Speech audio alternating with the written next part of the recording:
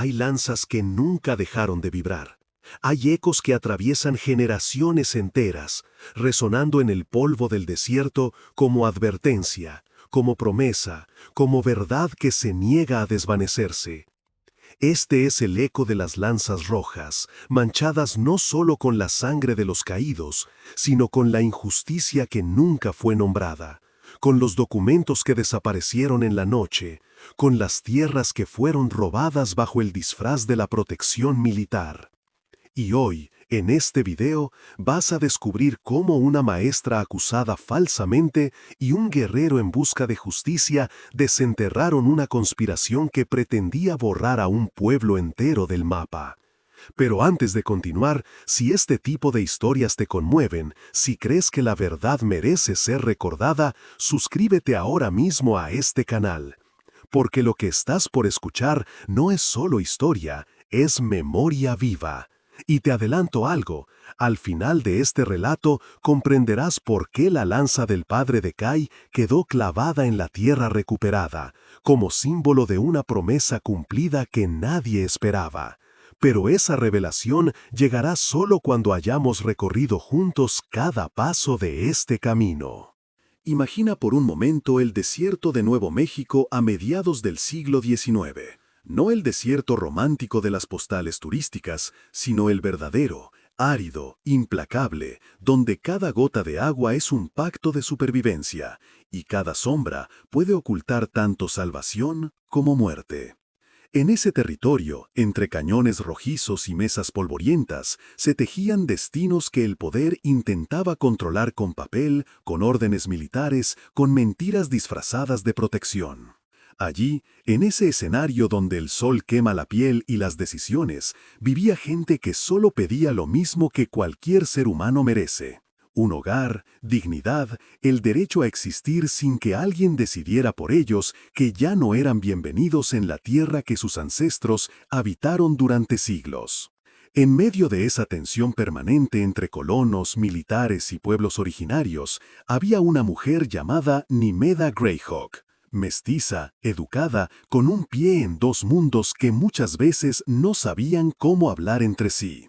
Nimeda había elegido el camino de la enseñanza, creyendo que la educación podía tender puentes donde las armas solo construían abismos. Enseñaba a leer y escribir a niños de diferentes orígenes, traducía documentos, mediaba en conflictos menores. Era respetada por unos, vista con desconfianza por otros. Porque hay personas que no encajan en las categorías simples, y eso incomoda a quienes prefieren el mundo dividido en blancos y negros, en amigos y enemigos, en nosotros y ellos. Y luego estaba Kai Wopela, hijo de Oso Temprano, un jefe apache que había desaparecido misteriosamente tras denunciar abusos del ejército. Kai cargaba con la ausencia de su padre como quien lleva una herida abierta que se niega a cicatrizar. No tenía el cuerpo de su padre para enterrarlo según las costumbres de su pueblo. No tenía respuestas. Solo tenía la certeza de que la versión oficial, esa que hablaba de un guerrero rebelde que había huido al desierto tras atacar una patrulla, era tan falsa como las promesas que el gobierno federal había hecho a su pueblo una y otra vez. Aquí comienza el conflicto real, el que va más allá de los titulares y los informes militares. Porque cuando una caravana comercial desaparece sin dejar rastro, cuando los carros están volcados pero no hay cuerpos, cuando las mercancías han sido saqueadas pero los rastros no llevan hacia territorio apache sino hacia otro lado, alguien tiene que cargar con la culpa. Y esa alguien fue Nimeda. Los militares la arrestaron acusándola de haber facilitado el ataque, de haber pasado información a los guerreros, de ser una traidora a su propia sangre mezclada. La evidencia era circunstancial, construida con rumores y coincidencias forzadas, pero suficiente para encerrarla y planear un juicio que todos sabían que terminaría con su ejecución. Lo que Nimeda sabía, y nadie más parecía dispuesto a reconocer, es que ella había estado en posesión de documentos firmados por el coronel Thurston Boyle, documentos que demostraban un plan sistemático para desviar fuentes de agua de territorios apache hacia asentamientos controlados por el ejército y colonos aliados. Esos papeles habían desaparecido la misma noche que la caravana fue atacada. Conveniente, demasiado conveniente. Porque cuando tienes pruebas de que un oficial militar está robando tierras y recursos bajo el pretexto de pacificación, cuando tienes firmado en papel lo que debería ser un escándalo nacional, ese papel se convierte en tu sentencia de muerte. Y aquí es donde las historias de Nimeda y Kai colisionan de una manera que ninguno de los dos esperaba. Kai había estado observando desde las colinas el día que arrestaron a Nimeda. Conocía su reputación, sabía que ella había intentado ayudar a su pueblo en ocasiones anteriores, traduciendo peticiones, explicando leyes incomprensibles escritas en un idioma que favorecía siempre a los mismos. Kai no creía que Nimeda fuera traidora. Su instinto, afilado por años de desconfianza hacia el poder militar, le decía que algo más oscuro estaba sucediendo. Y su instinto, como tantas veces, tenía razón. Pero antes de seguir avanzando en esta historia que apenas comienza a desvelarse, déjame preguntarte algo. ¿Alguna vez has sentido que la verdad es una carga demasiado pesada para sostener solo? ¿Que cuando descubres algo que otros prefieren oculto, te conviertes automáticamente en un problema que hay que eliminar? Deja un comentario aquí abajo contándome si alguna vez has tenido que elegir entre tu seguridad y hacer lo correcto. Porque esa es precisamente la encrucijada donde se encontraban estos personajes. La noche en que iban a trasladar a Nimeda al fuerte principal para su juicio, Kai atacó. No fue una emboscada brutal, no fue un baño de sangre, fue preciso, silencioso, calculado. 2 guardias quedaron inconscientes, las cuerdas de Nimeda cortadas, y antes de que el resto del destacamento reaccionara, ambos ya cabalgaban hacia las colinas bajo un cielo sin luna. Nimeda, todavía procesando su libertad súbita, todavía con las muñecas sangrantes por las ataduras, miró al guerrero que la había rescatado y vio en sus ojos la misma determinación que ella había sentido al guardar esos documentos incriminatorios, sabiendo que le costarían todo. Durante esa huida nocturna, mientras los caballos galopaban entre rocas y matorrales espinosos, Nimeda le contó a Kai sobre los papeles. Le describió cómo había llegado a ellos, cómo un funcionario menor del ejército, hastiado de ser cómplice de la corrupción, se los había entregado en secreto. Le explicó que esos documentos no solo mostraban el desvío de agua, sino órdenes explícitas de fabricar incidentes que justificaran la expulsión masiva de familias apache de sus territorios ancestrales. Boyle no estaba combatiendo una insurgencia, Boyle estaba creando una. Kai escuchó en silencio, pero por dentro algo se incendiaba. Porque ahora tenía un nombre para ponerle a la desaparición de su padre, Boyle. El mismo coronel Thurston Boyle que había visitado su comunidad meses antes, sonriendo falsamente mientras prometía protección y suministros a cambio de cooperación. El mismo hombre que había convocado a Oso temprano a una reunión en territorio neutral de la cual nunca regresó. Y ahora Kai entendía que su padre no había huido ni se había rebelado. Su padre había sido asesinado porque sabía demasiado, porque se había negado a abandonar las fuentes de agua sin luchar, porque era un obstáculo en el camino de un hombre que medía su éxito en hectáreas conquistadas y poblaciones desplazadas. La rabia es un combustible peligroso, puede impulsarte o consumirte. Kai lo sabía. Había visto guerreros llenos de furia lanzarse contra enemigos superiores en número solo para morir sin lograr nada más que convertirse en excusas para más violencia. Su padre le había enseñado que la verdadera fuerza no está en atacar ciegamente, sino en saber cuándo esperar, cuándo observar, cuándo golpear con precisión. Y este era momento de ser inteligente. Porque enfrentarse directamente a Boyle sin pruebas sería suicidio. Pero con Nimeda, con lo que ella sabía, con la posibilidad de recuperar esos documentos o conseguir evidencia nueva, tal vez, solo tal vez, podrían hacer algo más que vengarse, podrían hacer justicia. Kai llevó a Nimeda hacia el este, hacia un lugar que pocos conocían y menos aún podían encontrar, Cajiwa. No era un pueblo en el sentido tradicional, no aparecía en ningún mapa militar. Era un refugio, una comunidad escondida entre cañones laberínticos donde las familias apache que habían perdido sus hogares oficiales se reagrupaban. Allí vivía la anciana Nalin, sanadora y guardiana de memoria, quien había sido consejera de Oso Temprano y conocía los secretos políticos y espirituales de generaciones. Cuando Kai y Nimeda llegaron a Cajiwa al amanecer, el recibimiento fue mixto. Algunos reconocieron a Nimeda y la saludaron con respeto cauteloso. Otros vieron en ella a alguien demasiado cercana al mundo de los colonos, alguien cuya presencia podía traer soldados a su refugio secreto. Pero Nalin, con su mirada que parecía atravesar no solo cuerpos sino intenciones, los invitó a su tienda. Escuchó la historia completa, cada detalle, cada conexión. Y cuando Nimeda terminó de hablar, la anciana asintió lentamente. Nalin les contó algo que ni siquiera Kai sabía. Oso Temprano había venido a verla días antes de su desaparición. Le había confiado sus sospechas sobre Boyle, le había dicho que tenía miedo no por sí mismo, sino por lo que su muerte desencadenaría. Porque Boyle no trabajaba solo. Había toda una red de oficiales corruptos, comerciantes sin escrúpulos, funcionarios gubernamentales dispuestos a mirar hacia otro lado a cambio de participación en las ganancias. Desplazar a los apaches de sus tierras no era solo una cuestión racial o militar, era un negocio. Las tierras robadas serían vendidas o arrendadas, los derechos de agua serían monopolizados. Y todo esto envuelto en retórica de seguridad nacional y civilización del salvaje oeste.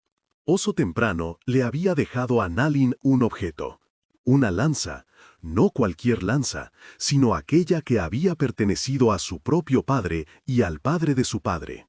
Una lanza con el asta decorada con símbolos de justicia y memoria, teñida de rojo no solo por ceremonias pasadas, sino por la promesa de que representaba. La promesa de que mientras esa lanza existiera, alguien recordaría, alguien lucharía, alguien no dejaría que la injusticia fuera la última palabra.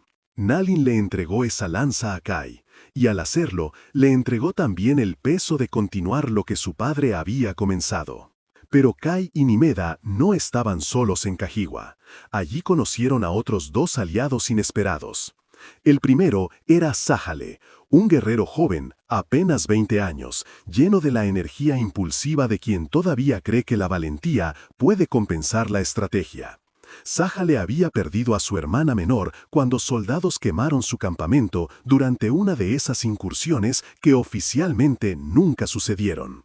Su ira era pura y su lealtad absoluta. Si Kai iba a enfrentar a Boyle, Sájale quería estar allí. El segundo aliado era aún más sorprendente. Marlowe Dunn, ranchero blanco de mediana edad, rostro curtido por el sol y manos endurecidas por el trabajo. Dunn había llegado a Cajiwa buscando ayuda porque él también era víctima de Boyle. Su rancho, próspero y estratégicamente ubicado cerca de un río, había sido objeto de amenazas y sabotajes. Boyle quería su tierra. Le había ofrecido comprarla a un precio ridículo. Cuando Dunn se negó, comenzaron los problemas. Ganado envenenado, pozos contaminados y finalmente un incendio que destruyó su granero y casi mata a su familia. La versión oficial culpó a bandidos, pero Dunn había visto uniformes esa noche. Había reconocido a dos de los hombres como parte de la guarnición de Boyle. Aquí había algo más grande que un simple conflicto racial. Era un patrón. Caravanas desaparecidas que servían para culpar a los apaches y justificar más presencia militar. Ataques falsos atribuidos a guerreros que en realidad estaban en sus campamentos. Documentos legales que otorgaban tierras al ejército mediante fraudes burocráticos indetectables para quienes no sabían leer las letras pequeñas. Boyle estaba fabricando una guerra racial completa para justificar una apropiación masiva de territorio. Y lo más terrible es que estaba funcionando. En los periódicos del este, las historias sobre salvajes apache atacando inocentes colonos vendían ejemplares y generaban apoyo para políticas cada vez más agresivas. Y permíteme detenerme aquí un momento para preguntarte algo más. ¿En tu vida has visto cómo se construyen narrativas falsas para justificar injusticias? ¿Cómo alguien con poder puede torcer la verdad hasta que la víctima parezca el villano? No hace falta que sea algo tan dramático como esto. Puede ser en el trabajo, en la familia, en la comunidad. Pero esa mecánica de invertir culpas es tan vieja como la humanidad misma. Deja un comentario contándome tu experiencia, porque reconocer estos patrones es el primer paso para no caer en ellos. Durante días, el grupo se reunió en la tienda de Nalin, trazando planes. Necesitaban evidencia concreta. Testimonios de testigos no bastarían contra un coronel del ejército estadounidense. Necesitaban documentos, órdenes escritas, algo irrefutable. Y eso significaba hacer lo más peligroso posible, infiltrarse en el cuartel general de Boyle y robar los archivos de su despacho personal. Nimeda, con su experiencia traduciendo documentos y su conocimiento de la burocracia militar, era la única que sabría qué buscar exactamente. Don, con su apariencia de ranchero respetable, podía entrar al fuerte sin despertar sospechas inmediatas. Y Kai, conociendo cada recoveco del territorio circundante, podría planear la ruta de escape. Sahale insistió en ir también, argumentando que necesitaban más de un guerrero en caso de que las cosas salieran mal. Y todos sabían que las cosas podrían salir muy, muy mal. La noche elegida fue sin luna, como aquella en que Kai había rescatado a Nimeda. El fuerte, a pesar de su nombre imponente, era en realidad una construcción modesta, más administrativa que defensiva. Su seguridad dependía más de la autoridad del ejército que de muros impenetrables. Don entró primero, con la excusa de presentar una queja formal sobre los ataques a su rancho. Su presencia era esperada, había estado enviando peticiones durante semanas. Mientras él mantenía ocupado al oficial de turno con argumentos prolongados y detalles innecesarios, Nimeda y Kai entraron por una ventana trasera que Sahale había identificado durante su reconocimiento previo. El despacho de Boyle estaba en el segundo piso, con vista al patio central. Era un hombre vanidoso. Su oficina reflejaba esa vanidad con muebles importados del este, una alfombra persa que debía haber costado más de lo que un soldado raso ganaba en un año, y paredes decoradas con mapas que mostraban territorios marcados, con colores diferentes según el nivel de pacificación alcanzado. Pacificación. ¿Qué palabra más sanitaria para describir el desplazamiento forzado de familias enteras? Nimeda revisó los archivos con rapidez eficiente, sus dedos moviéndose entre carpetas con la precisión de quien sabe exactamente qué está buscando. Y allí estaban, no solo los documentos originales que ella había tenido, sino más, mucho más. Correspondencia con empresarios mineros interesados en tierras apache, órdenes falsificadas que simulaban requisitos legales para expulsiones, listas de pagos a mercenarios contratados para simular ataques indígenas. Y algo aún más oscuro, un informe detallado sobre el asesinato de Oso Temprano, descrito como una necesidad operativa para eliminar resistencia organizada. Kai leyó ese informe con manos temblorosas. Allí estaba, en tinta negra sobre papel oficial, la confirmación de que su padre no había muerto en combate ni había desertado. Había sido ejecutado deliberadamente después de una reunión que fue una trampa desde el principio. Boyle había ordenado personalmente su muerte, y el informe lo justificaba con lenguaje burocrático frío, como quien solicita la eliminación de un obstáculo logístico. La rabia que Kai sintió en ese momento podría haber destruido montañas, pero se contuvo, porque su padre le había enseñado que la rabia sin dirección es solo ruido. Guardó ese dolor, lo convirtió en determinación y siguió ayudando a Nimeda a recoger todos los documentos que pudieran cargar.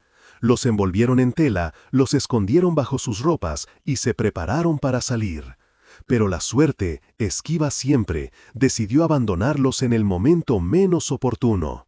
Un guardia haciendo su ronda nocturna irregular vio la luz de la vela que Nimeda había usado. No era normal que hubiera luz en el despacho del coronel a esas horas.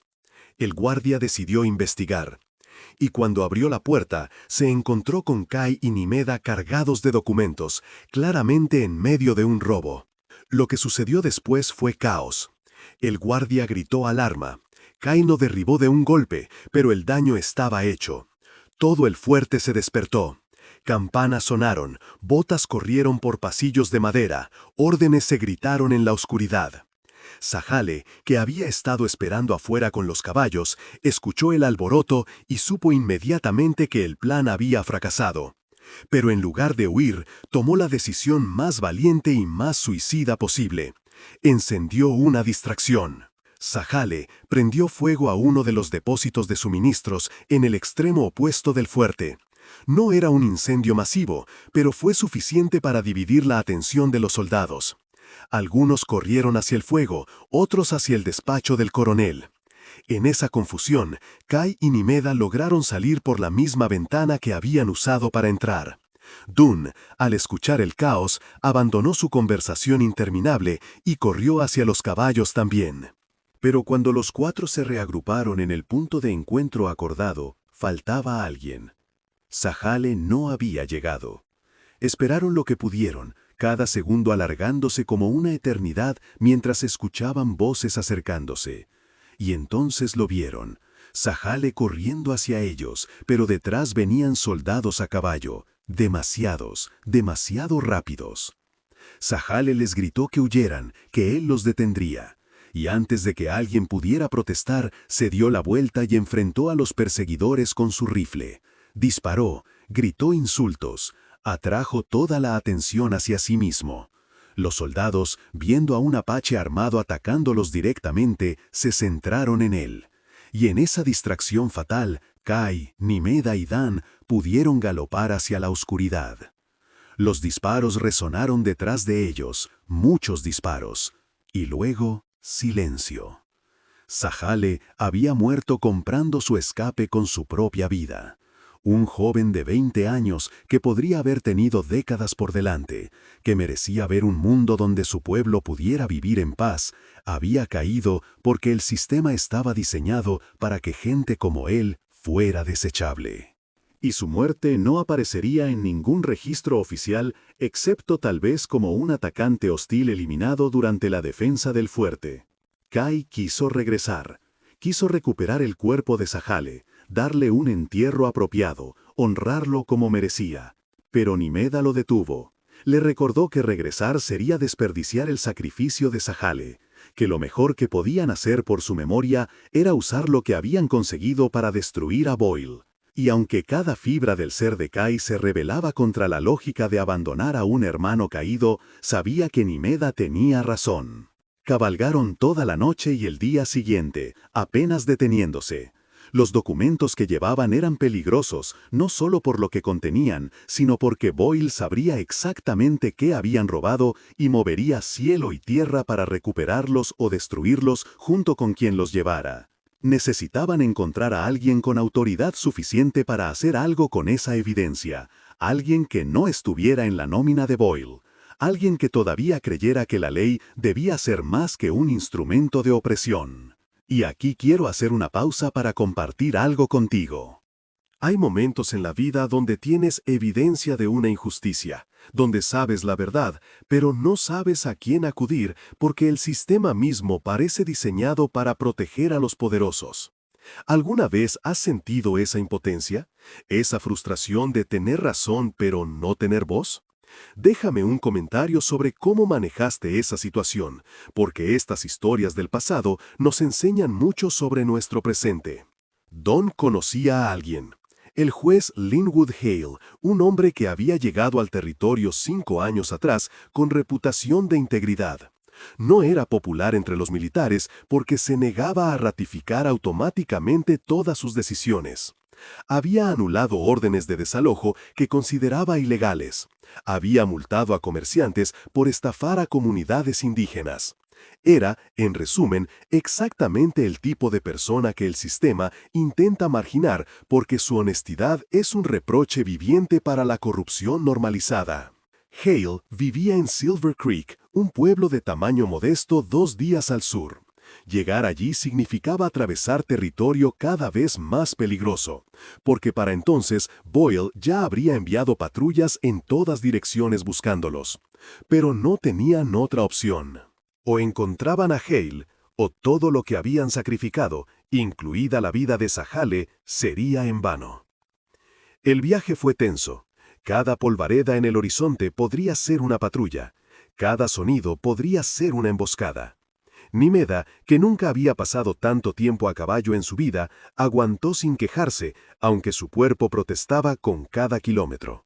Don, acostumbrado a la rudeza del territorio, lideraba con conocimiento práctico de rutas menos vigiladas. Y Kai, siempre alerta, siempre explorando con la mirada, era su guardián silencioso.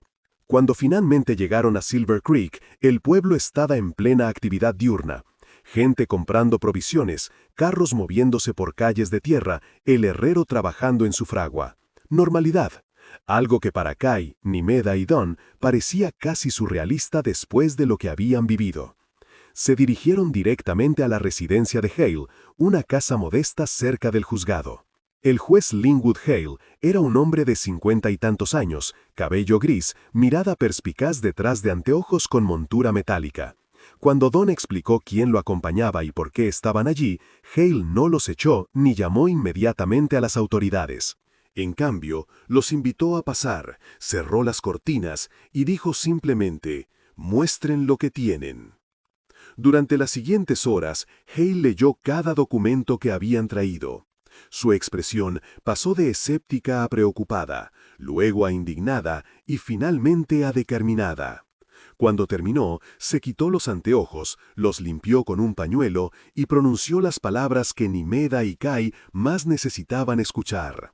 Esto es suficiente para procesar a Boyle por conspiración, fraude y asesinato.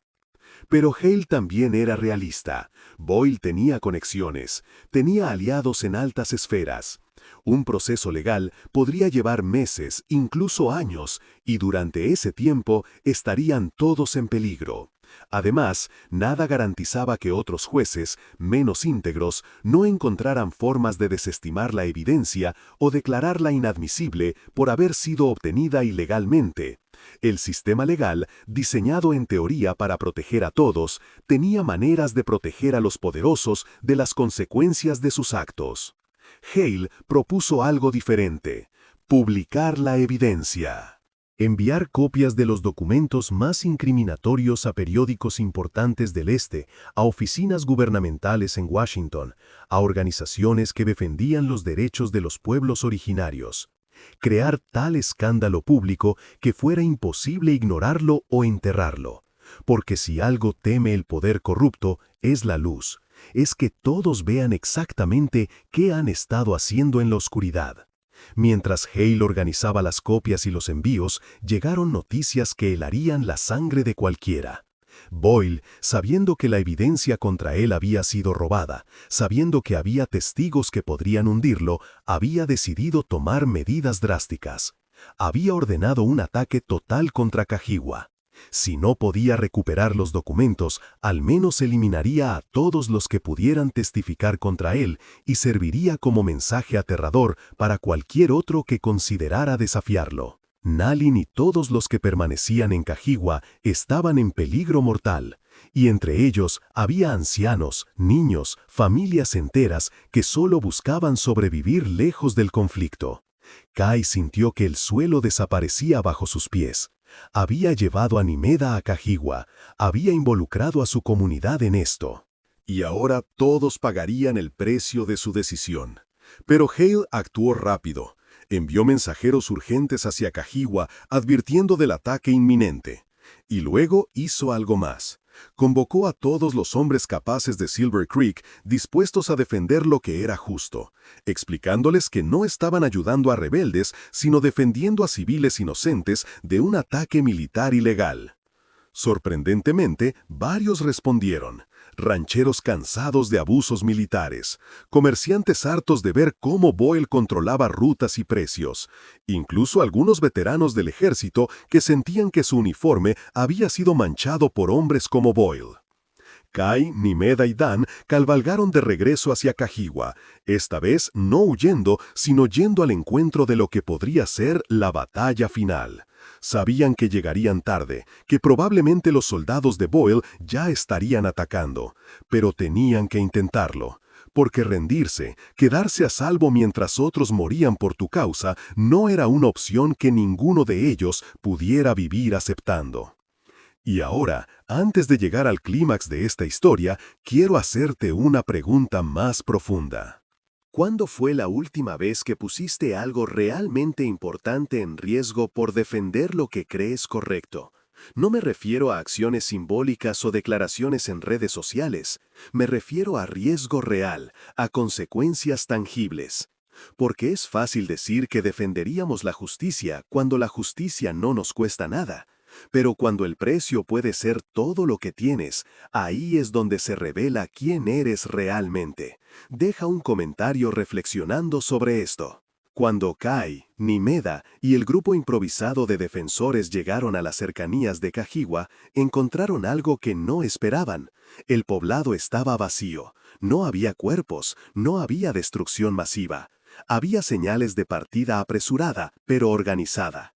Nalin había recibido la advertencia a tiempo y había evacuado a todos hacia un lugar que solo los ancianos conocían, el Valle Silente. El Valle Silente era un lugar sagrado, un cañón estrecho con una sola entrada defendible, rodeado de paredes rocosas casi verticales. Allí, generaciones atrás, una banda apache había resistido un asedio durante meses gracias a fuentes de agua ocultas y almacenes de provisiones. Era el refugio definitivo, pero también una trampa potencial si el enemigo lograba bloquear la única salida. Las huellas indicaban que las tropas de Boyle habían seguido a los evacuados. El coronel había mordido el anzuelo. Creía que tenía a todos acorralados en un lugar del que no podrían escapar. Y técnicamente tenía razón. Pero lo que Boyle no sabía es que a veces el lugar donde decides hacer tu última resistencia se convierte en el lugar donde el poder finalmente se quiebra contra la determinación. Kai conocía el Valle Silente. Su padre lo había llevado allí cuando era niño, mostrándole los secretos del lugar, enseñándole que el territorio no es solo espacio, sino historia, que cada roca tiene memoria y cada camino cuenta una historia de resistencia. Había rutas ocultas, pasos estrechos que solo alguien criado en esas montañas podría identificar, y Kai las recordaba todas. El plan era simple en teoría, devastadoramente difícil en ejecución. Mientras Boyle concentraba sus fuerzas en la entrada principal del valle, convencido de que solo era cuestión de tiempo antes de que hambre y sed hicieran su trabajo, Kai y un grupo selecto usarían los pasajes ocultos para entrar al valle, reagruparse con Nalin y los evacuados, y luego golpear a las tropas de Boyle desde dentro. No era una batalla que pudieran ganar con fuerza bruta, pero podían convertirla en un escándalo tan visible que ni siquiera las conexiones de Boyle lo protegerían. Porque Hale había hecho su parte. Las copias de los documentos ya estaban en camino hacia Washington y Boston. La historia estaba saliendo a la luz. Y si Boyle masacraba a civiles refugiados en un valle sagrado, justo cuando su corrupción se hacía pública, no habría forma de encubrirlo como pacificación legítima. Sería revelado como exactamente lo que era: genocidio motivado por avaricia. La escalada hacia el Valle Silente fue traicionera. Nimeda, que nunca había sido escaladora, tuvo que ser ayudada en varios tramos donde la roca era casi vertical y un paso en falso significaba una caída mortal. Dunn, a pesar de su edad, demostró una resistencia impresionante, gruñendo de esfuerzo, pero sin detenerse nunca. Los hombres de Silver Creek que los acompañaban eran una mezcla de determinación y miedo, conscientes de que estaban apostando sus vidas contra un coronel del ejército de Estados Unidos. Cuando finalmente llegaron al interior del valle, encontraron a las familias refugiadas organizadas de manera impresionante. Namlin había asignado roles a todos. Los jóvenes vigilaban puntos estratégicos. Las mujeres preparaban vendajes y medicinas. Los ancianos cuidaban de los niños en las cuevas más protegidas.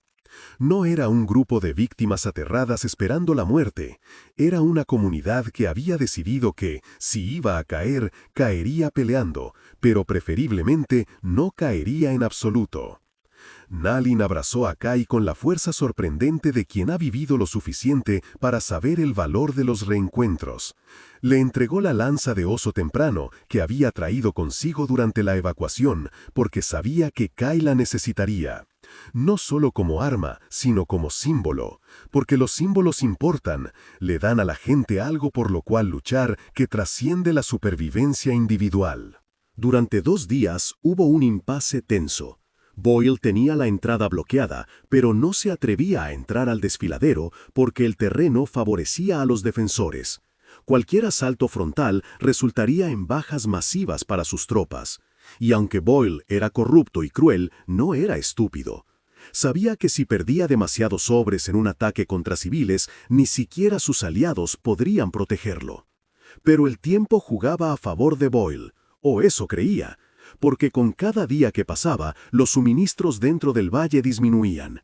Eventualmente, tendrían que rendirse o intentar un escape que probablemente terminaría en masacre. Lo que Boyle no sabía es que Hale estaba viajando personalmente hacia el valle con refuerzos. Había conseguido telegramas de Washington ordenando una investigación inmediata sobre las acusaciones contra Boyle. Había movilizado a la milicia territorial argumentando que un coronel enloquecido estaba actuando fuera de su jurisdicción legal. El cerco estaba cerrándose, pero no alrededor del valle, sino alrededor de Boyle. En la tarde del tercer día, algo cambió. Un jinete solitario se acercó al campamento de Boyle con una bandera blanca. Era un mensajero de Hale. Le entregó al coronel una orden judicial requiriendo su presencia inmediata para responder acusaciones formales. Le informó que tropas regulares estaban en camino para relevar su comando y que cualquier acción violenta adicional sería considerada insubordinación y posible crimen de guerra. Boyle leyó la orden, y en lugar de acatarla, la rompió, porque había llegado demasiado lejos para retroceder.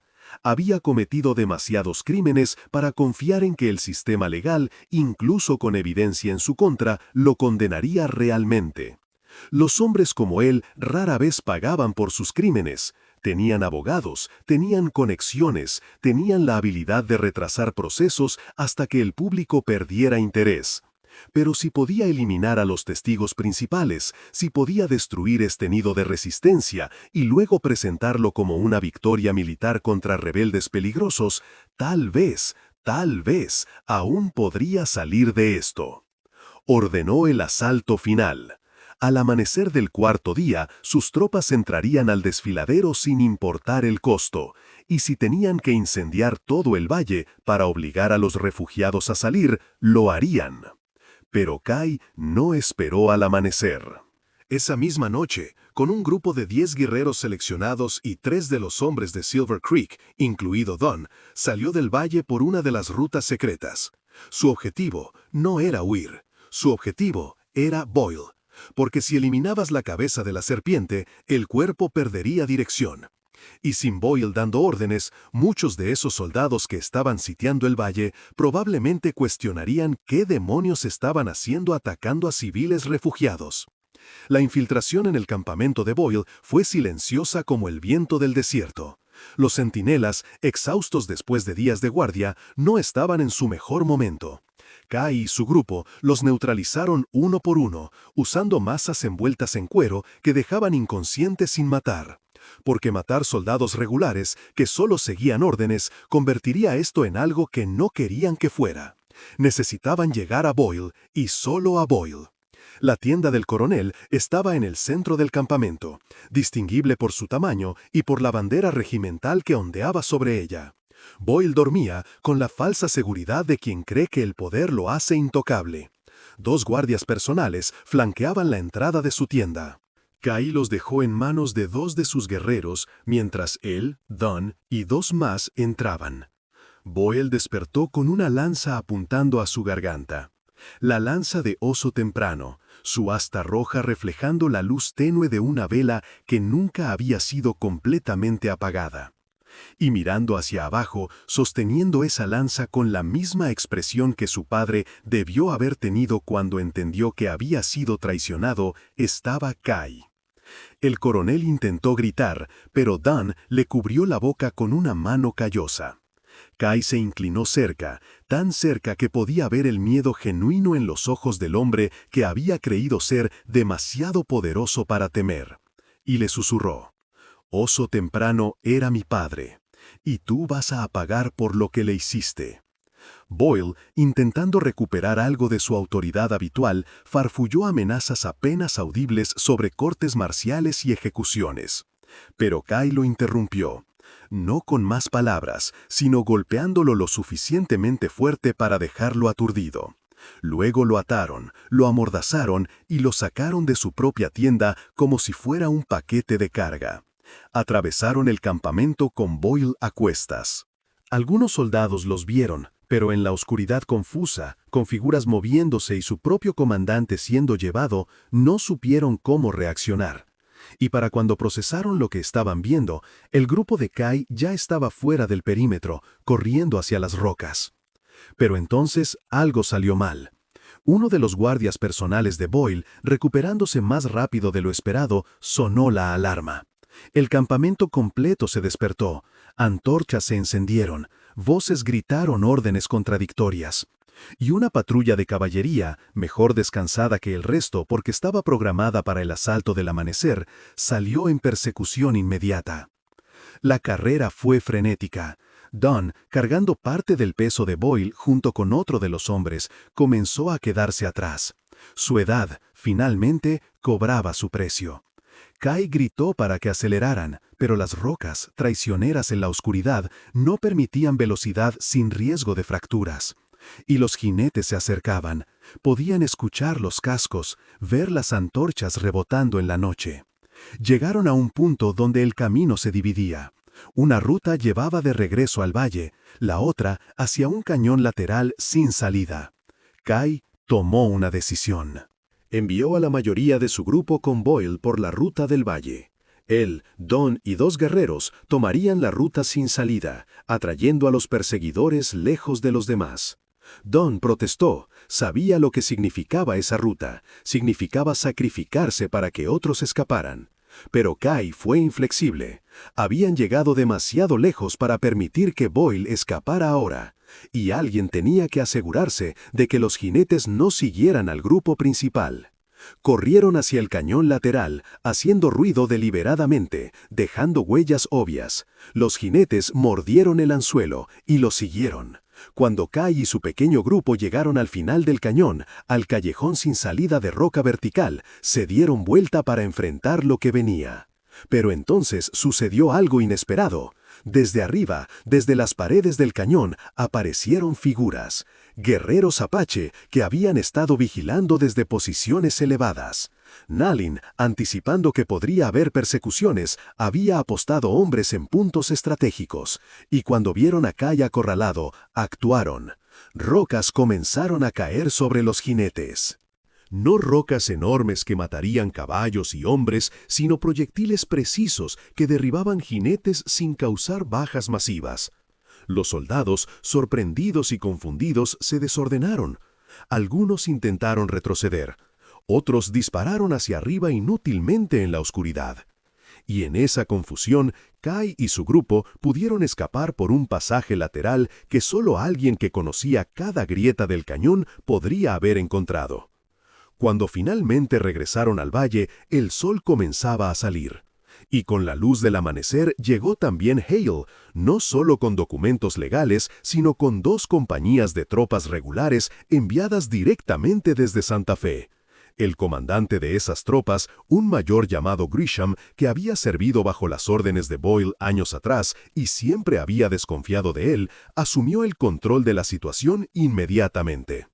Boyle fue arrestado formalmente, encadenado, no con las cuerdas improvisadas que Kai había usado, sino con grilletes oficiales del ejército de Estados Unidos. Sus propios soldados lo miraban con mezcla de vergüenza y alivio.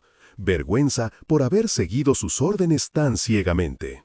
Alivio por no tener que asaltar un valle lleno de civiles en lo que todos sabían sería una masacre sin honor.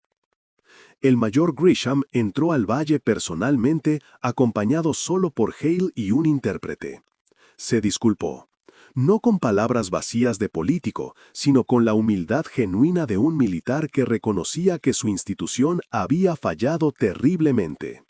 Ofreció suministros, atención médica y, lo más importante, garantías de que las familias refugiadas podrían regresar a sus hogares sin temor a represalias.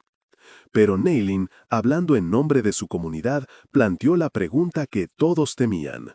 ¿Qué hogares? Porque muchos de esos hogares habían sido quemados, sus tierras confiscadas, sus derechos de agua revocados por órdenes que Boyle había firmado, pero que todavía estaban en los libros legales.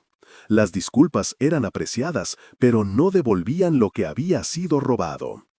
Y aquí es donde Hale demostró por qué era el hombre adecuado en el momento adecuado. Prometió revisar personalmente cada orden, cada documento de confiscación, cada transferencia de tierra que Boyle había autorizado. Y usando su autoridad judicial, comenzaría a revocarlas inmediatamente, declarándolas nulas por haber sido obtenidas mediante fraude y bajo pretextos falsos. Pero el proceso legal llevaría tiempo. Meses, tal vez años. Mientras tanto, las familias necesitaban dónde vivir, cómo sobrevivir. Y nuevamente, la comunidad demostró que la solidaridad puede florecer en los lugares más inesperados. Marlowe Dunn ofreció parte de sus tierras como refugio temporal. Varios rancheros de Silver Creek, inspirados por su ejemplo, hicieron lo mismo. No era una solución perfecta, pero era un comienzo. Era la grieta en el muro de indiferencia que podía convertirse en una puerta hacia algo mejor. Kay se enfrentó finalmente a Boyle cara a cara antes de que el coronel fuera trasladado para su juicio. No en un momento de violencia, sino de palabras. Boyle, todavía creyendo que su posición social lo protegería eventualmente, intentó justificarse. Habló de progreso, de civilización, de la inevitable marcha de la historia. Usó todas las palabras vacías que los poderosos usan siempre para disfrazar la avaricia como destino. Kay lo escuchó sin interrumpir. Y cuando Boyle terminó, simplemente dijo: «Mi padre era mejor hombre que tú en todos los sentidos posibles. Construía, tú solo destruías. Protegía, tú solo robabas.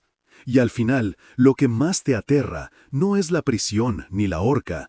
Es saber que serás recordado exactamente como lo que eres.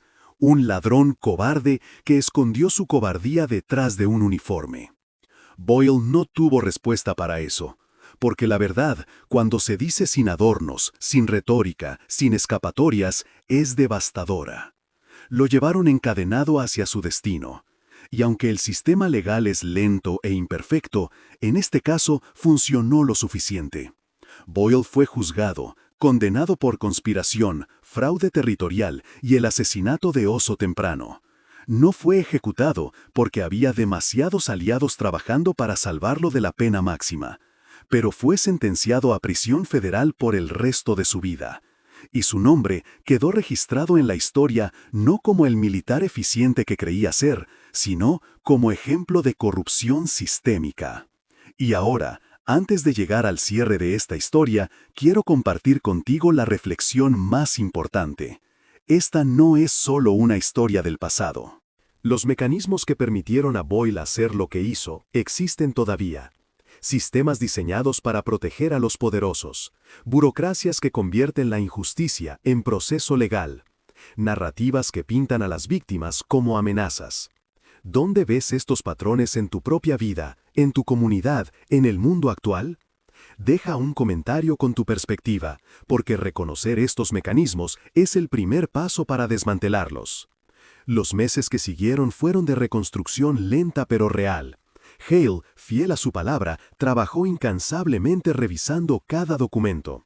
Revocó las órdenes fraudulentas, devolvió derechos de agua, ordenó compensaciones para familias desplazadas.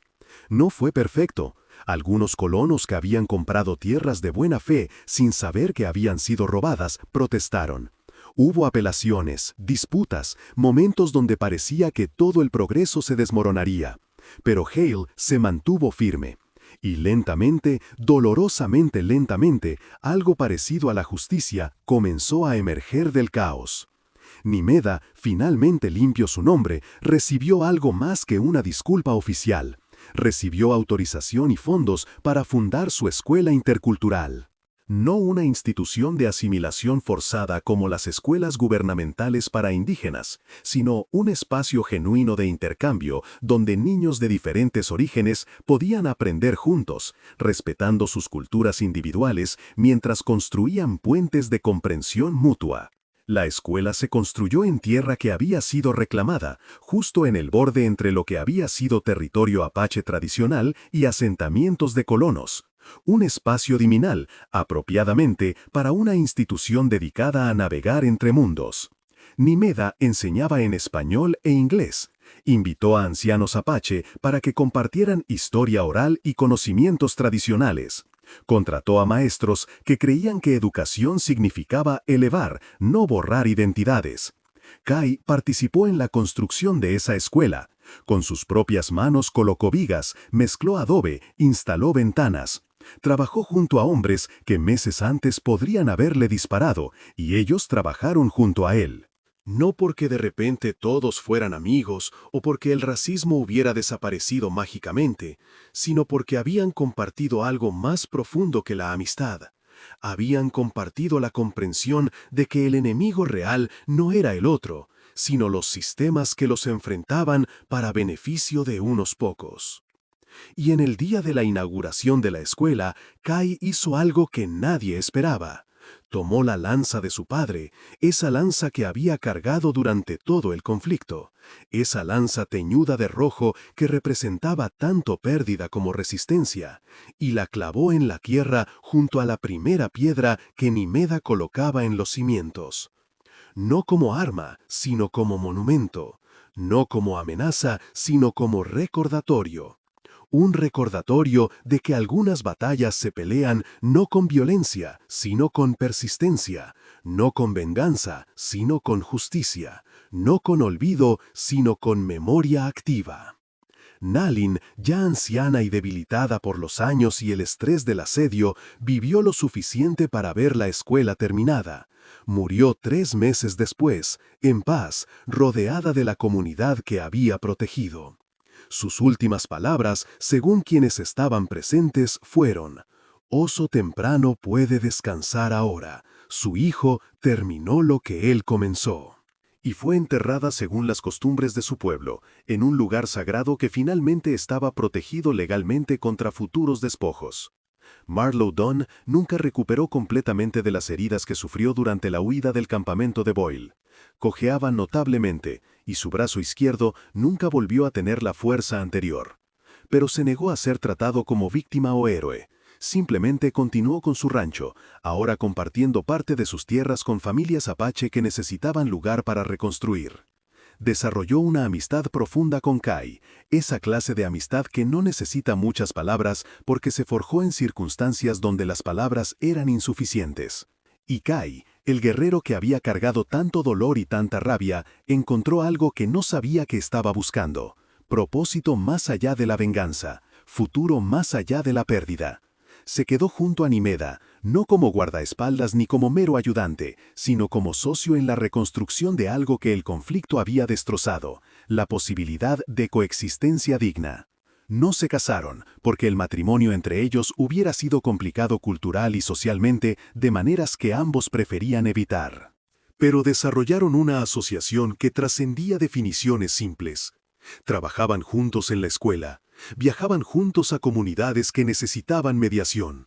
Se convirtieron en ejemplos vivientes de que personas de mundos diferentes podían colaborar sin que uno tuviera que borrar su identidad para complacer al otro. Los estudiantes de la escuela de Nimeda crecieron con una perspectiva que pocos de esa generación tuvieron. Aprendieron historia desde múltiples ángulos. Escucharon relatos apaches sobre la llegada de los europeos y también relatos de colonos sobre sus luchas por sobrevivir en territorio desconocido. No se les enseñó a odiar, sino a entender. No se les enseñó que un lado era completamente bueno y otro completamente malo, sino que la historia es compleja, que las personas son complejas y que la justicia requiere reconocer esa complejidad sin usarla como excusa para la inacción. Algunos de esos estudiantes se convertirían en líderes de sus comunidades, otros en maestros, mediadores, funcionarios gubernamentales que intentarían, no siempre exitosamente pero consistentemente, hacer que el sistema fuera un poco más justo.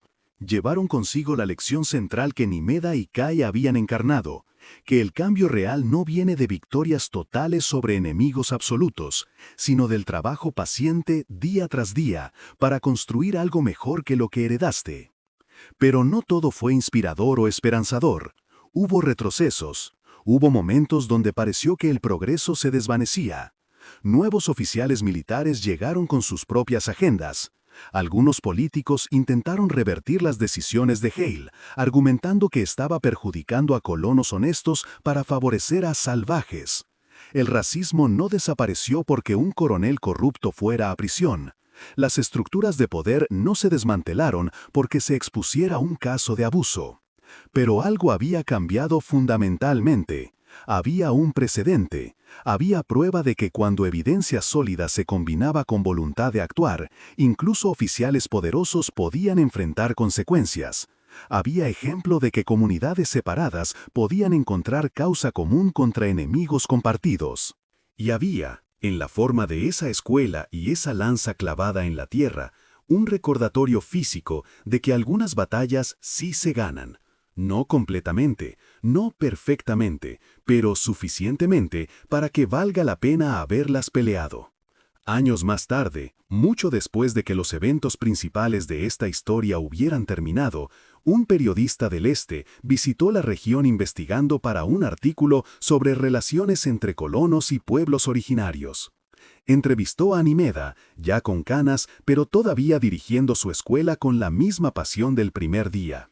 Le preguntó si creía que todo lo que habían logrado había valido los sacrificios.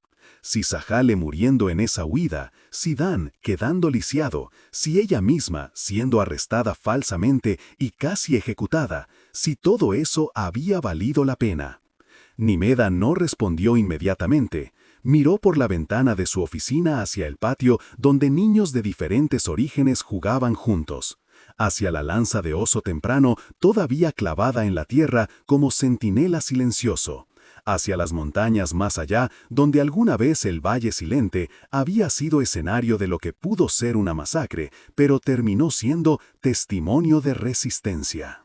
Y finalmente dijo: no sé si puedo responder esa pregunta por aquellos que pagaron con sus vidas, pero sé que si no hubiéramos actuado, si hubiéramos dejado que el miedo nos paralizara, estaríamos viviendo en un mundo aún más injusto de lo que ya es, y eso para mí hace que haya valido la pena intentarlo.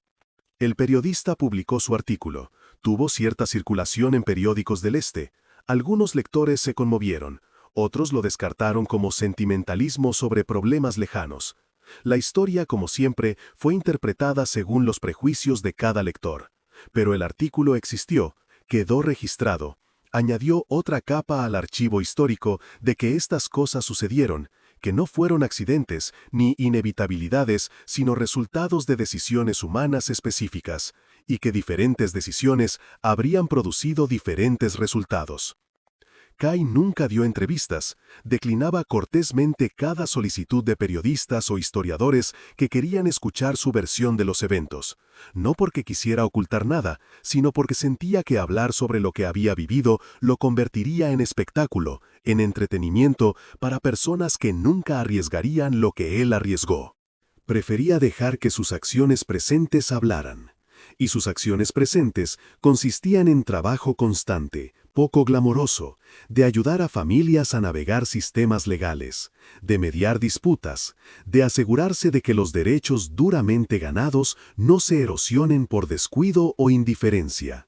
En sus últimos años, Kai comenzó a enseñar a jóvenes guerreros no técnicas de combate, sino algo más valioso: discernimiento.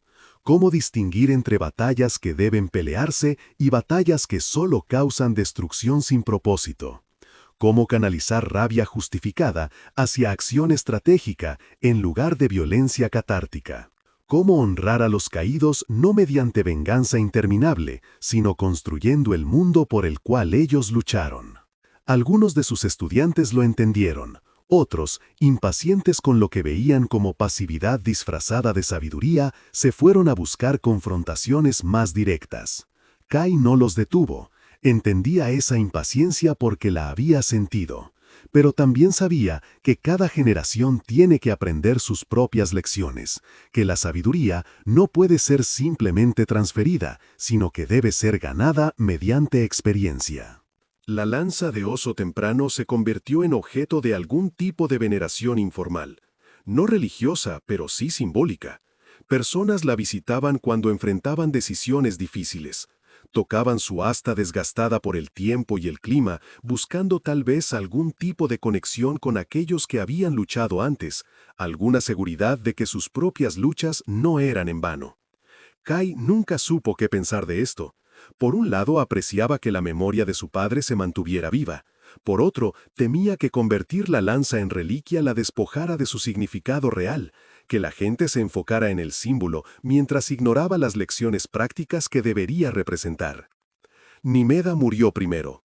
No dramáticamente, no en batalla ni mártir de alguna causa, simplemente de neumonía, en invierno, a los 62 años. Murió en la escuela que había fundado, rodeada de estudiantes convertidos en adultos que regresaron para acompañarla.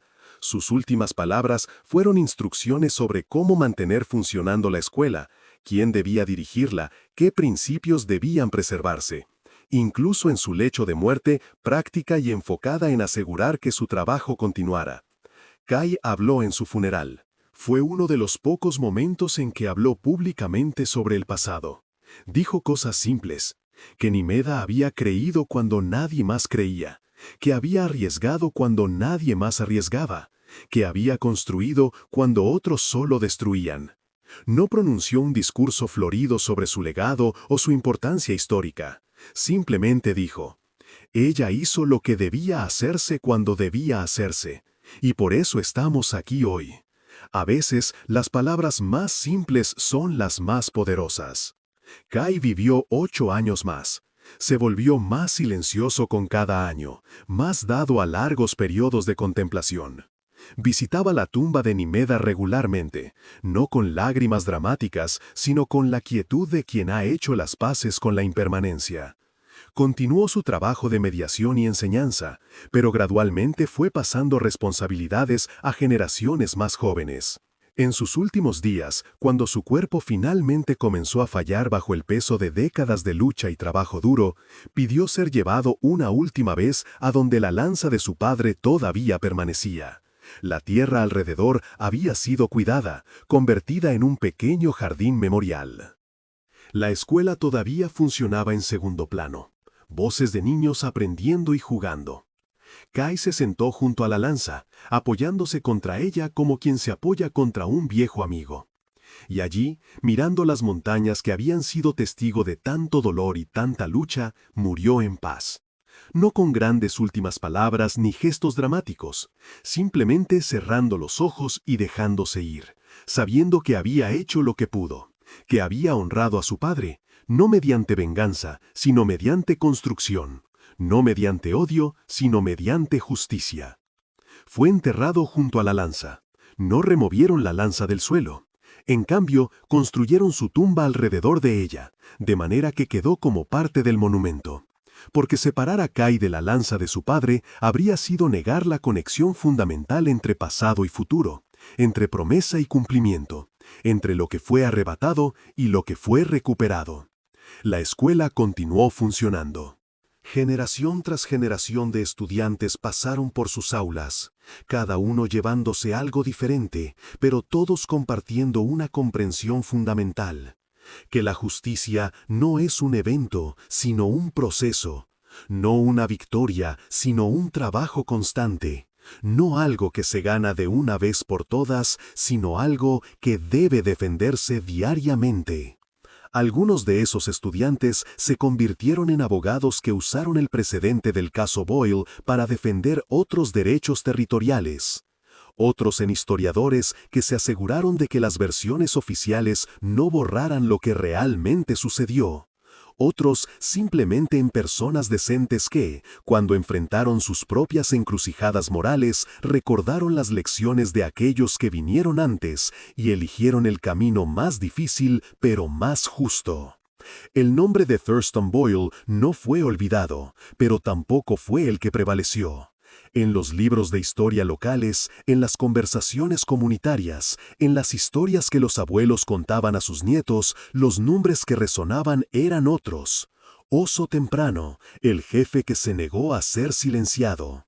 Nimeda Greyhawk, la maestra que construyó puentes donde otros construían muros. Kai Wopela, el guerrero que transformó dolor en propósito. Sájale, el joven que dio su vida para que otros pudieran continuar. Nalin, la anciana que guardó memoria cuando otros preferían olvido. Marlowe Don, el ranchero que eligió solidaridad sobre prejuicio. El juez Linwood Hale, el funcionario que demostró que la integridad en posiciones de poder todavía era posible. Estos nombres, grabados no solo en piedra sino en el tejido vivo de la comunidad, se convirtieron en parte de la identidad colectiva de la región.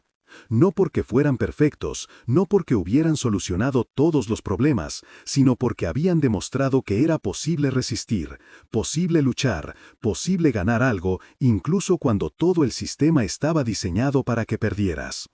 Y ahora, como te prometí al inicio de este relato, llegamos a la revelación que da sentido completo a todo lo que has escuchado. ¿Recuerdas que te dije que la lanza del padre de Kai quedó clavada en la tierra recuperada como símbolo de una promesa cumplida que nadie esperaba? La promesa no era solo recuperar tierras, no era solo obtener justicia contra Boyle.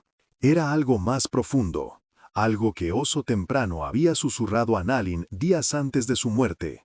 Algo que ella guardó en secreto hasta el momento adecuado. Oso Temprano le había dicho: si muero por defender a nuestro pueblo, quiero que mi lanza sea clavada en tierra que sea verdaderamente nuestra. No tierra prestada, no refugio temporal, no concesión revocable. Tierra que la ley reconozca como nuestra por derecho, protegida legalmente para siempre, donde nuestros hijos puedan educar a sus propios hijos sin miedo a ser desplazados otra vez. En ese momento parecía un sueño imposible, pero cuando Kai clavó la lanza junto a los cimientos de la escuela, estaba cumpliendo esa promesa sin saberlo completamente. Porque el juez Hale, al revisar todos los documentos fraudulentos de Boyle, no solo los revocó, hizo algo más. Usando su autoridad judicial y trabajando con reformistas en el gobierno territorial, estableció la tierra donde se construyó la escuela como el primer territorio legalmente protegido para uso comunitario intercultural perpetuo en toda la región. No era una reserva en el sentido tradicional, que podía ser modificada unilateralmente por el gobierno federal. Era algo nuevo. Un territorio protegido por ley territorial, con cláusulas que requerían consentimiento comunitario para cualquier cambio, con derechos de agua garantizados, con protección contra futuras confiscaciones. Estableció un precedente legal que eventualmente influenciaría cómo otros territorios serían tratados. La lanza de Oso Temprano no fue clavada en tierra recuperada temporalmente, fue clavada en tierra recuperada permanentemente. En tierra que por primera vez en décadas el sistema legal reconocía que no podía ser arrebatada por capricho militar o ambición de colonos. Fue clavada exactamente donde Oso Temprano había soñado que debía estar. Esa era la promesa cumplida. No venganza, sino algo más permanente. No victoria militar, sino victoria legal y moral que sobreviviría generaciones. Y ahora, después de haber recorrido juntos este camino desde la injusticia inicial hasta la resolución imperfecta pero significativa, quiero que reflexiones sobre algo. Esta historia del desierto de Nuevo México en el siglo XIX nos habla directamente a nosotros hoy, porque los ecos de las lanzas rojas siguen resonando. Todavía hay sistemas diseñados para proteger a los poderosos. Todavía hay narrativas construidas para hacer que las víctimas parezcan villanos. Todavía hay personas que deben elegir entre su seguridad y hacer lo correcto. Pero también todavía hay personas como Nimeda dispuestas a arriesgar todo por evidencia de la verdad. Todavía hay personas como Kai que transforman dolor en propósito. Todavía hay personas como Dawn que cruzan líneas de división para pararse del lado de la justicia. Todavía hay personas como Hale que usan su poder para empoderar en lugar de oprimir. La pregunta que te dejo no es si enfrentarás momentos donde tendrás que elegir. Los enfrentarás.